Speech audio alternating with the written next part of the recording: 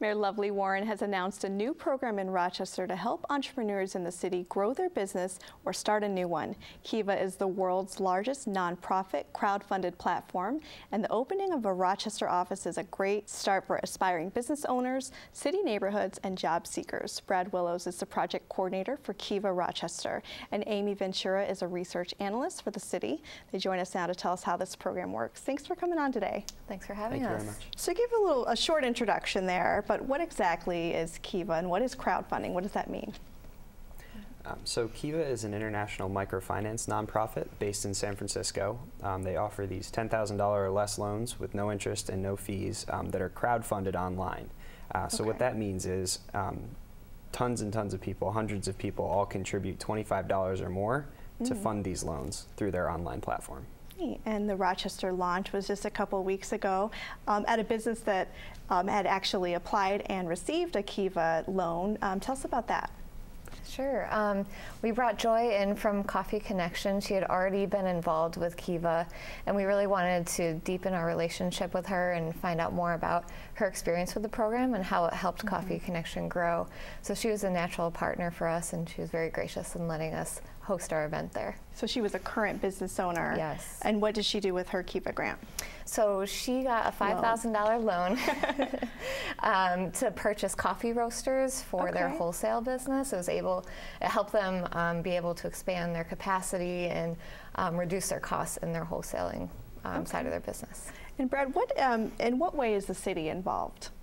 So the city has formally partnered with Kiva to bring me on as a project coordinator and to streamline the process and to support borrowers through the application process and to really get them connected to all of the different services that are available here in Rochester to help them succeed once they've gotten the loan from Kiva and to help them grow their business in that way. And the city, through the Rochester Economic Development Corporation, has also established a $100,000 matching loan fund that will contribute half of every loan that someone receives on Kiva. Excellent. So along with Redco, what are some of the other partnering organizations that are making this happen? Sure. We brought on the Community Foundation. Hank Rubin was a very early supporter as we were trying to get this off the ground. So we're really grateful to have their support. And then we've also been building relationships with partners in the community, so community organizations and businesses such as Coffee Connection. We also have the Volunteer Legal Services Project, who is going to be offering pro bono services to some of our small business owners and entrepreneurs. Very nice. We have Prosper Rochester, a couple others. SCORE of Greater Rochester and other community organizations that are able to offer services that our borrowers really need to help them succeed and grow. Excellent. What type of businesses can apply for a loan? Any type of business that is legal and on the more socially acceptable side of society can apply. Typically, a Kiva borrower is someone who's underserved and cannot always access traditional financing from banks or doesn't need a large loan of $50,000 or $100,000. So we have borrowers coming from all different types of industries and types of businesses. And so when someone applies for a loan, how is the process different from a bank? So Kiva uses a non-traditional form of doing type of credit checks and the way they underwrite their loans. A traditional bank will look at numbers, financial revenue, FICO scores, things like that. That's all well and good and has a place in the world, but Kiva focuses on character-based lending. So they look at social capital and the relationships that people have with community members and other people who know them well to establish creditworthiness. Okay, and you guys have been having informational meetings, had a couple so far, and a great community interest. What are people most wanting to know about Kiva?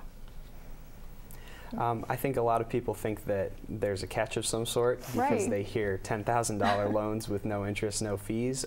So people really just want to hear about how that's possible and how they can start. There's a lot of demand for this type of loan in our city. A lot of small businesses and people who want to start a business need this. So I'm getting a lot of people coming to the workshops who just want to learn more and learn how they can start. And even though this is brand new, you've already received some applications. Is that right, Amy? Yes, that's correct. We've received about 5 or 6 applications for people who are somewhere along in the fundraising process right now, which we're really excited about. Our goals were to have, just 10 solid leads by the end of September, and we've really surpassed that already. So what is the first thing that an entrepreneur or aspiring entrepreneur should do, and what sort of paperwork do they need to get together, that sort of thing? So the first step for anyone who's interested in applying for a loan or learning more about the Kiva process would be to look on the city website at cityofrochester.gov/Kiva to find out more about our workshops. That's the best way to learn more about the program, or they can contact me directly, and all of my contact information is all over the city website and everything. So along with the question of what's the catch, what are some of the other frequently asked questions that people want to know? Yeah, when we're out in the community, we meet with a lot of people who run organizations and see us as being a way to really connect with the entrepreneurial ecosystem in Rochester. So we're getting a lot of interest in how other organizations can contribute in some way to the borrowers who are going to be going through the Kiva process. How can they provide support services to help ensure that they're successful while they're going through the loan process and after the loan process? So what does a business that wants to support the fund need to do? So organizations out in the community that want to support people through this process can become a trustee in the model, which is, like I said, an organization that helps to refer borrowers to Kiva, helps them through the application process, can provide any type of service that they think might be beneficial to that business. Like Amy said, the Volunteer Legal Services Project does pro bono legal work for small businesses and entrepreneurs. Other organizations like SCORE, the Urban League of Rochester, offer business planning and financial projections and low-cost workshops and classes. So. Okay. If someone is looking to start a nonprofit or they're a nonprofit organization, are they eligible to apply for a grant? They are eligible. What Kiva looks for is some sort of revenue stream within the business. So for instance, Coffee Connection is actually a nonprofit, but they are a socially minded business as well. And so they do have a revenue stream. Because what we've talked about a lot is that giving someone or an organization a loan in which they're not going to be able to pay it back really doesn't do them any favors. So they need to have a plan for how this is going to impact them and their ability to generate revenue, and also have a plan for paying it back. Sure. What has the other community reaction been so far? Oh, it's been very positive. Yeah, I think everyone's really glad that this gap is being filled. We like to say that banks do what they do for a reason, but there's a big gap in the lending model in the U.S. Loans of $10,000 or less, you're really not going to see anywhere else with no interest, no fees. So I think it's been, like Amy said, it's been a very, very positive reaction, and I think people are excited with good reason. So Amy, if someone doesn't meet the criteria to apply for a Kiva loan, are there other services that people can come into the City of Rochester Neighborhood and Business Development and maybe just even ask questions? Yeah, so that's what Brad and I are working to develop right now, is what we're calling a resource network for people who might come to us and really think that they're ready for a loan, but for whatever reason don't meet the requirements, or aren't really able to get someone in the community, a trustee, to say that they're in a good position to be getting this loan. Okay. So we'll be able to refer them to other organizations who might be able to provide the help. As we mentioned, SCORE can be helping, can help a borrower prepare a business plan, and that just might be enough to get them to the next step.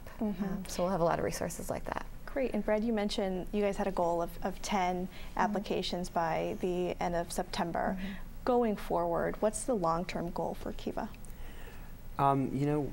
We would like to help as many people as possible in the city.